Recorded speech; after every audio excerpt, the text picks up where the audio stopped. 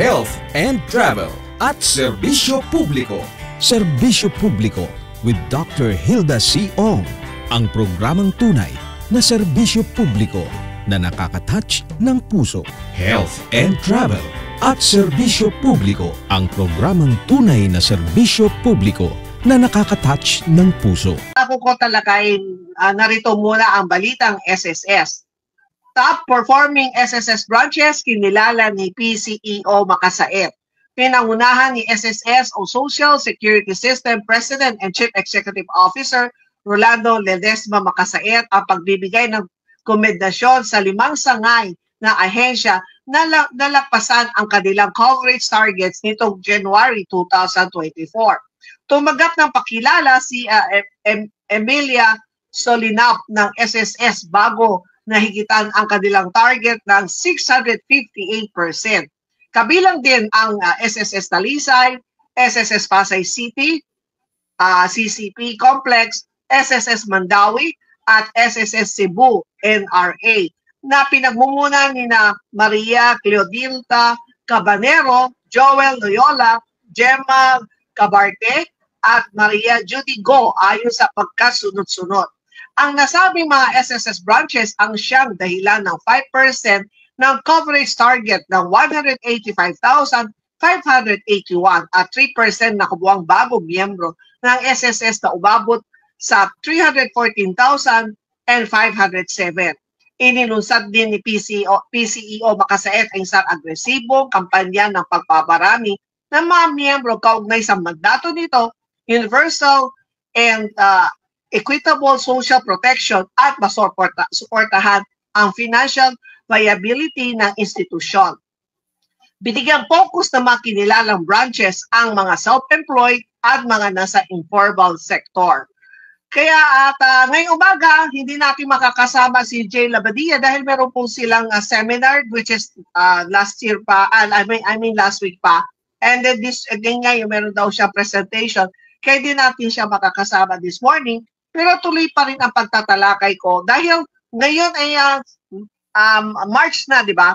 Nag-start ng month of March at ibig sabihin, nag-umpisa na po ang ACOP, ang Annual Confirmation on Pensioner. Ito ay dati-rati na po, meron itong ACOP. Itong ACOP na to ay para sa mga pensioner, sa mga surviving spouse na katulad ko, na buwan-buwan ay tumatanggap po ako ng monthly pension dahil nung time nung namatay ang asawa ko po, yung kanyang monthly pension ay kumbaga sa akin napunta. Pero yearly, kailangan talaga magpa-ACOP. Bakit kailangan magpa-ACOP? Unang-una, siguro gusto makita ng SSS na kayo ay buhay pa. Pangalawa naman, gusto masiguro ng SSS na ako hindi pa nag-aasawa. Kasi once na nag-asawa ka na, tanggal lang yung monthly pension. And then, tapos, yung sa mga retiree pensioner, dati-rati, hindi kailangan magpa-ACOP kung kayo ay nakatira sa Pilipinas. Kung kayo nasa abroad, need nila magpa-ACOP. Pero effective ngayong buwan na to, ditong month of March this year, 2024, kinakailangan na magpa-ACOP ang mga senior kung sila ay nasa edad 80 pataas. So kung 80 years old na po sila, kinakailangan po nilang magpa-ACOP. 80 pataas ha. Pero kung kayo ay nasa 79 and below, hindi pa ninyo kailangan magpa-ACOP. So yan ang itong buwan na to mag-start na. Pero titingnan pa rin po ninyo, let's say kung kayo ay isang retiree pensioner, kung kailan yung birthday mo. Let's say katulad sa akin, ang birthday ko ay May, sa May ako magpapa-ACOP. Okay naman, pwede 1 month before magpa-ACOP. Pero let's say kung ang birthday mo ay November, December, hindi pa kayo papayagan ng SSS na magpa-ACOP ng ganung kaaga, yung 6 months before. Kasi di ko naman sinasabi na may mangyari sa inyo. Dahil parang gusto lang ng SSS, dapat doon sa 1 month before or 2 months before, baka papayag ng SSS o mismo doon sa buwan ng kung kailan ang birthday po ninyo. Doon kayo magpapa-ACOP kung kayo ay mga retiree pensioner. Kung sakali naman yung pension, dahil nakuha po ninyo sa iyong asawa, titingnan po ninyo kung kailan ang birth month ng asawa po ninyo. So, let's say, ang birthday ng asawa ko ay December. So, November pa ako magpapaakop o mismong December. Pero minsan, dahil sa sobrang busy, alam mo, 2 beses na po ako na-suspend ng pension ko dahil hindi ako nalimutan ko magpaakop.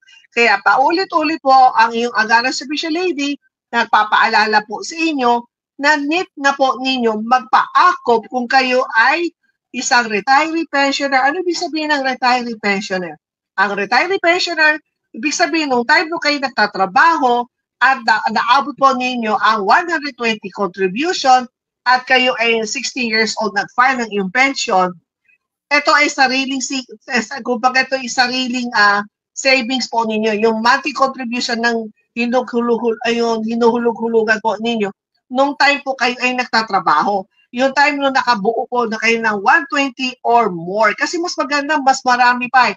Kung mas marami, kung mas mahaba ang taon na inuhulugan po ninyo, mas malaki ang makukuha nyo ninyong monthly pension. At higit sa lahat, kung wag nyo dadayain. So let's say kung how much ang talagang, kung kayo ay empleyado, huwag kayo papayag na sasabihin ng inyong employer, kunwari sabihin natin, ang yung sahod na tinatanggap po ninyo ay 20,000.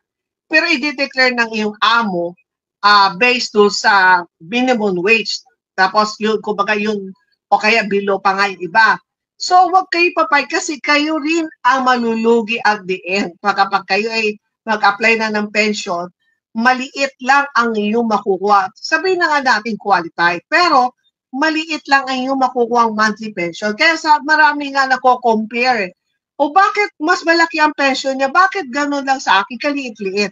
Dahil no time na naguhulog kayo, tinitipid po ninyo, hindi ninyo alam, yung pagtitipid po ninyo, kayo rin ang magdudusa. Ngayon actually din man dusa yun eh. Kayo rin eh, parang yung monthly na makuha po ninyo, ay sobrang liit. Eh alam po naman ninyo ang sa ngayon kung pagkano yung iba na meron akong kaibigan na kanilang pension ay 5,000 plus only.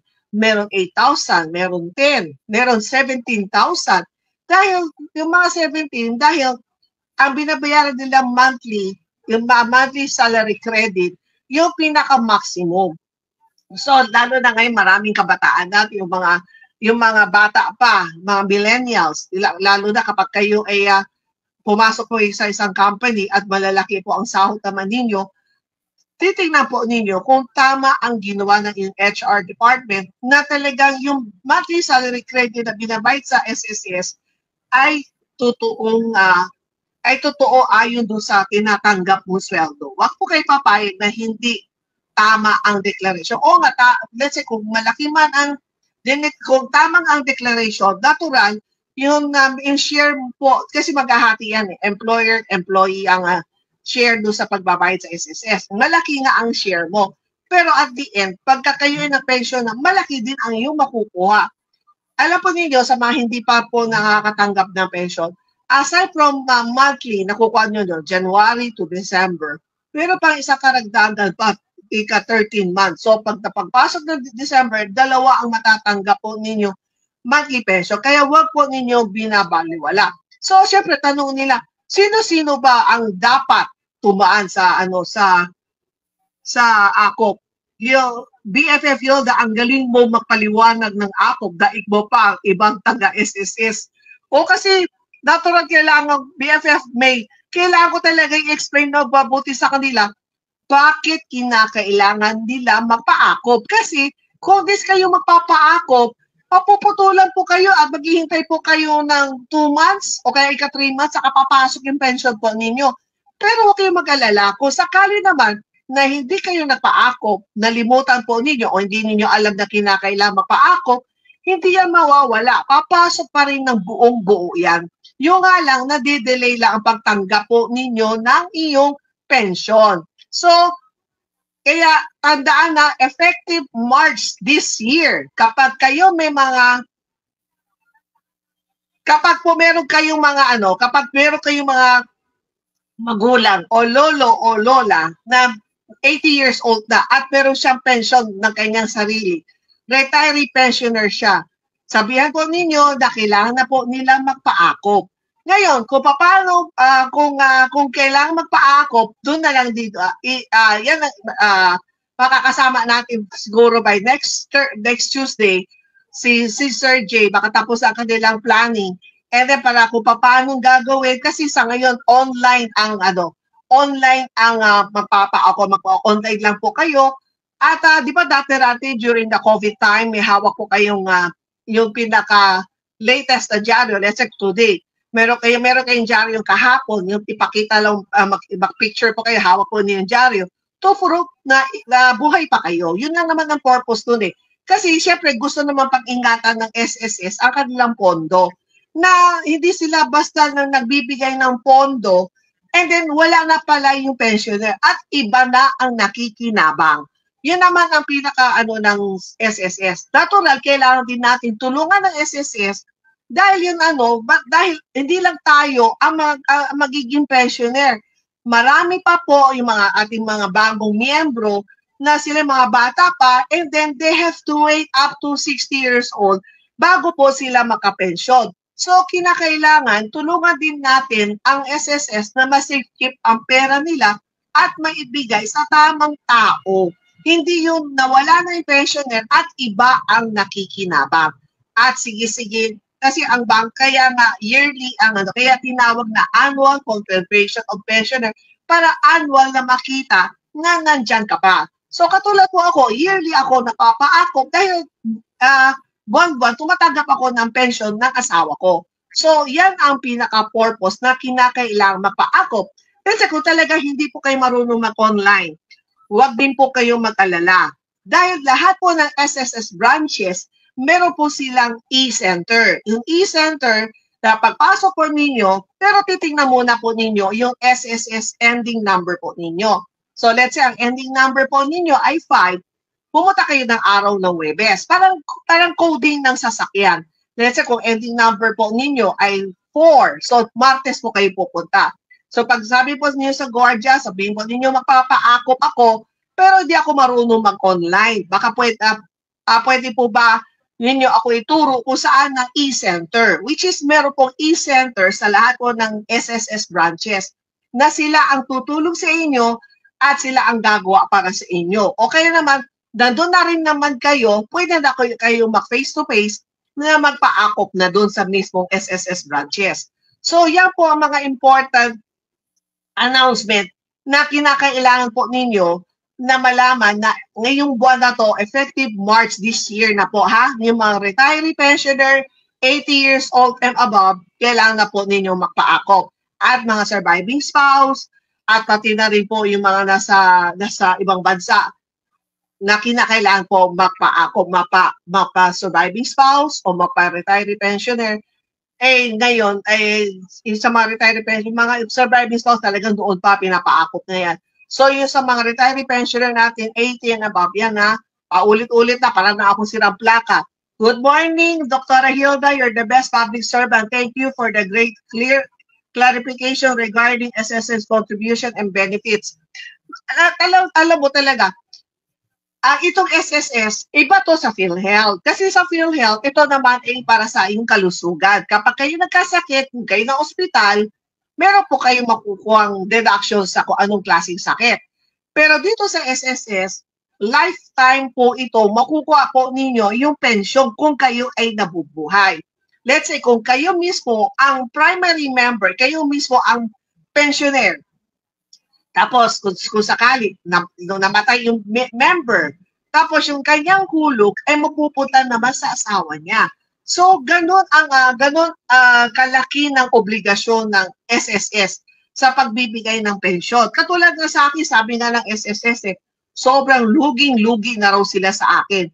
Dahil maaga akong na byuda, and then, ang contribution ng asawa ko that time, nung nabubuhay siya, ay nasa 30,000, mas less than 30,000. Pero, 2 to 3 years ago pa, nagtanong ako sa SSS, magkano na ba nakukuha akong pension buwan-buwan mula dahil po doon sa pension ng asawa ko. Nasa more than 1 billion na ang nakukuha kong pension sa SSS. Kahit na maliit ang nakukuha ko dati sa sa pension ng asawa ko. Pero pagka tinotal, napakalaking luging-lugi na nga si SSS. Pero ganun ang benefits ang makukuha ninyo sa SSS kung kayo ay naguhulog.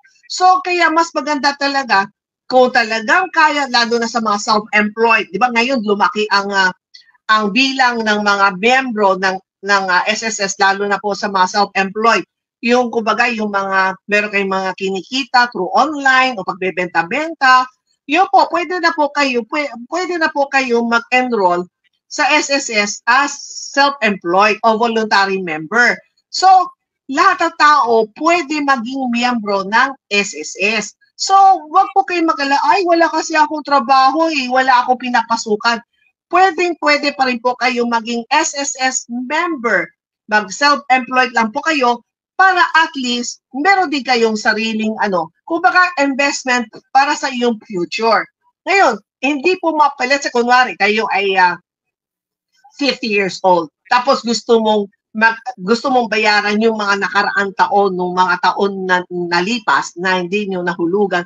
Hindi po pwede yan. Ang SSS, pwede ka mag-advance payment and then let's say nagbayad ka ng sabihin natin nagbayad ka ng sa loob ng isang taon. So 12 months. Yung 12 months na yon, buwan-buwan pinapasok pa rin ng SSS. So as tuloy-tuloy na 12 months. Hindi po pwede na kunwari, nung nakita po ninyo na kayo ay 58 years old na, pero kulang kayo ng hulog. So, hindi kayo so, pagdating na 60 years old, hindi po kayo namamasukan, pero kulang ang hulog po ninyo. Hindi po mapayag ang SSS kasi kulang ka pa ng sabihin natin, 2 taon, 24 months. Yung 24 months, at the age of 50, gusto mo, biglain mo ipapasok para ma-cover up, para pagdating ng 60, makakapag-pension na kayo. Hindi po pwede yon. So, ang mangyayari nun, let's say, at the age of 60, kulang ka pa ng 2 taon, maghuhulog pa rin po kayo sa loob ng 2 taon, hanggang sa mabuo po ninyo 120 contribution. So, at the age of 60, kung buo na yung 120, at wala kayong trabaho, yung time na yun, pwede na po kayo mag-file ng SSS pensioner. Yung po paglilinaw. Hindi po pwede kung ano ang kulang po ninyo at the age of malapit na kayo mag-60 at kulang po kayo ng sabihin natin ng 2 taon, bibiglain po ninyo para mabuo, para maging qualified na po kayo. Kasi naka 120 contribution na ako. Pero kulang pa sa buwan, hindi papayag ang SSS. So ito ay papasok kada buwan at bibilangin ng SSS doon sa ayon sa buwan. Kailangan kasi talaga 120 monthly contribution. Hindi pwede paatras. Pero kung sakali naman kayo ay employed, tapos hindi nabayaran ng iyong employer, yan ang pwede. So kunwari kayo ay namasukan sa company ABC and then hindi kayo hinuhulugan ng iyong employer. Doon sa sabihin natin, doon sa 10 taon na hindi hinulugan ng iyong employer, pwede po kayo pumunta sa SSS, sabi mo ako ay namasukan dito sa company ABCD, pero hindi nila ako hinuhulugan, kahit na hindi kayo kinakaltasan ng sahod, pwede pa rin po ninyo i-complain sa SSS at sabihin na 10 taon ako employed dito, pero ni isang hulo po sa SSS wala ako kasi malaking bagay yung 10 taon na hulog. Kasi 120 contribution na agad yun. So, pagka gano'n, si SSS, susulatan nila employer, magharap-harap po kayo, then, dapat bayaran ng employer, sa natural, babayaran nila yung 10 taon nung nakaraan na hindi nila bayaran. Pag nabayaran na ng employer yung 10 taon, yun pwede i-credit yung 10 taon na hindi binayaran ng employer. Pag ganoon, pwede yan sa SSS. Na dahil yan nakasalanan ng inyong employer. At higit sa lahat, meron din ako paalala sa sa ating mga SSS member, kung kayo ay nakapag-loan sa SSS at alam po ninyo na kinakaltasan kayo ng iyong HR, and then alam po ninyo ay kayo ay fully paid na dahil kinakaltasan kayo ng HR para ang payo ko sa inyo, mag-inquire po kayo sa SSS kahit na ayaw ninyo kahit na hindi kayo mag-apply ng loan. Ang gawin po ninyo, Pag-inquire ko sa SSS, tanungin po ninyo na meron ba akong utang sa SSS? Yun po, malalaman na po ninyo kung may utang po kayo o wala. Kasi meron ako isang kaibigan na kinakaltasan siya at nung nag-trace ako, nung nagtanong ko, nagulat siya, ang naging nasa more than 20,000 ang kanyang utang. Na-shock siya. Ha? Wala akong di ako nag-loan sa SSS ha? Paano nangyari? Totoo, iniisipin naman na, na-scam na naman, na-scam ako ng SSS. O kaya may gumamit ng pangalan ko.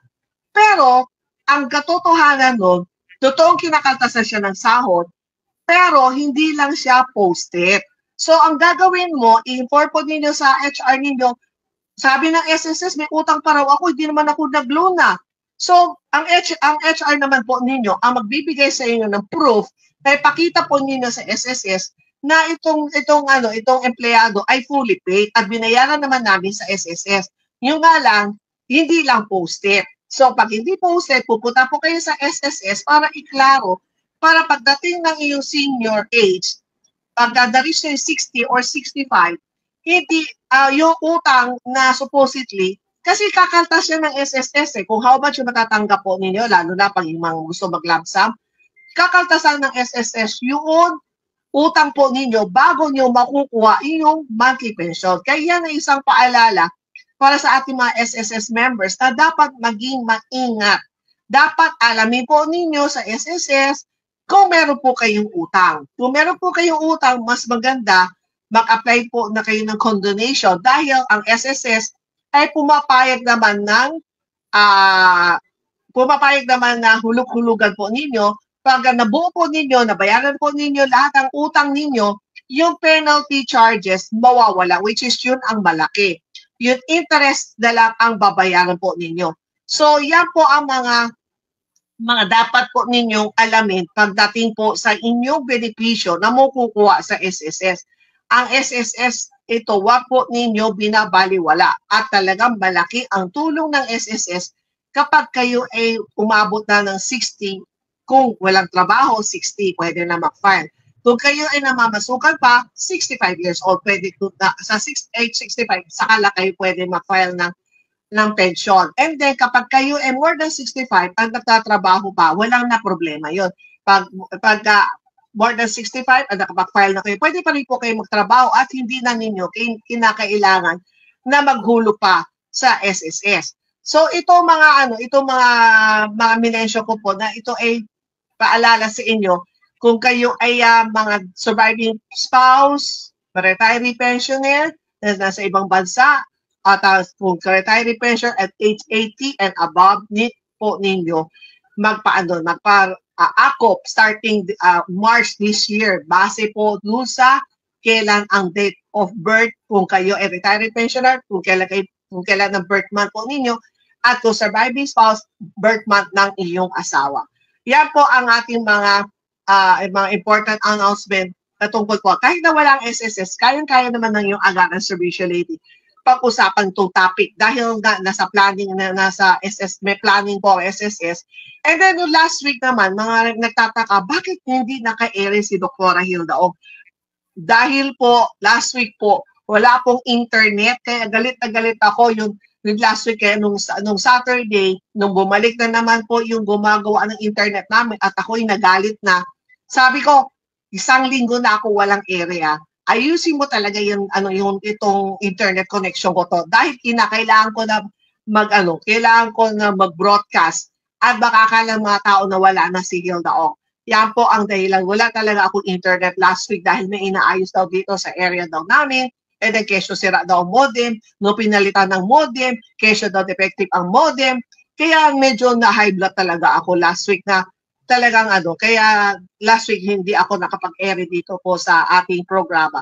At inulit ko po, ang ating programa ay bumalik na po sa dating time slot, 8 to 9 a.m. Bago po ako magbitaw, bibitiwan ko pa, batiin ko muna ng magandang umaga si Miss Jean Ferrer, kay Ruby Lorenzo from Heart Warriors of the Philippines Incorporated, at kay May Ayudan, at sino pa?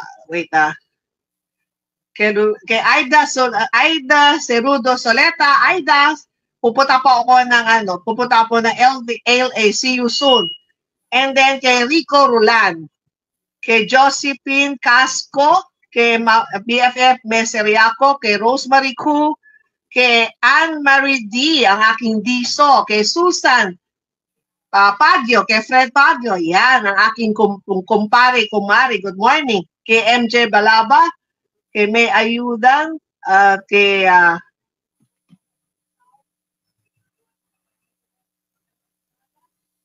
Bernadine Lee, kay Rosana Yumol, kay Christine, kay Net Hagobe Baltasar, kay Jenny Thiu,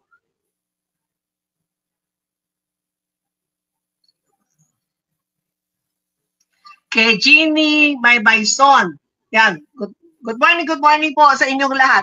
At magkita-kita po muli tayo sa Thursday dahil makakasama naman po natin ang PhilHealth. At dahil po may maraming magagandang benepisyo ang PhilHealth. Kaya abangan po ninyo sa Thursday sa itong mga bagong benepisyo na ibibigay ng PhilHealth. Kaya maraming salamat po sa pagsama po ninyo sa pang-Martes na edisyon ng programa. Naghahatid ng tamang impormasyon, tamang serbisyo at inspirasyon. Ito ang Health and Travel at Serbisyo Publiko. Sa ngalan ng aking writer-researcher na si William Maglente, ako pa rin si Dr. Hilda Ong, ang iyong Aga Researcher Lady, na naghahangat ng isang maganda at makabulang araw para sa iyo at sa iyong mahal sa buhay ngayong taong 2024. Rosemary Cu, palagi ganun ang internet sa area namin, ganun din. O, yan po, yan talaga ang nangyayari, mga internet connection. Minsan napapahamak kaya minsan di tuloy makapag-broadcast. Pero ngayon, sabi daw nila, maayos na. Kaya see you on Thursday. Sigurado ko may internet na po kami. Kaya see you again po. Bye! Health and Travel at Serbisyo Publiko. Serbisyo Publiko with Dr. Hilda C. Ong. Ang programang tunay na serbisyo publiko na nakaka-touch ng puso. Health and Travel at Serbisyo Publiko.